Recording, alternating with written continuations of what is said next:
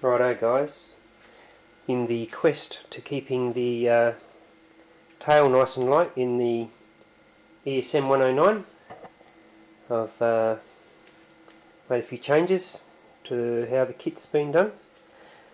Here's where my rudder servo is. I cut an access hole under the chin. Cowl, obviously it's inverted at the moment, as you can see, and I'm going with pull. I'm going to have the cockpit in there from Ty's Cockpits, so those lines will actually be right down just above the wing, probably in some tube there to run to the pull system. And I got rid of the kit horrible looking wire tail wheel and made a bit of a carbon fibre one, and used some of the actuator and some of the kit mounting system, but I've done things a little bit differently. And also you see there the pull at the moment. I'm going to try it out.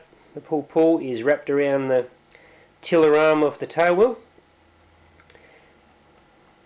and it goes to the rudder. Now this is all just mocked up at the moment, so I can show you what's going on and have a bit of a look.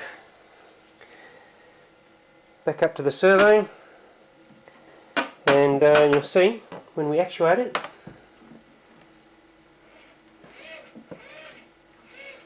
we actually get not a bad movement there. So I reckon once it's all done properly and obviously secured and everything for flight, it might work out alright.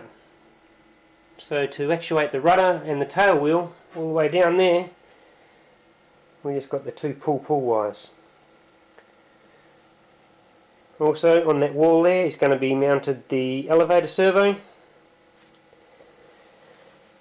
and on the other side of the wall will be the throttle servo, because engine sitting there, the the throttle arm is in exactly the right spot.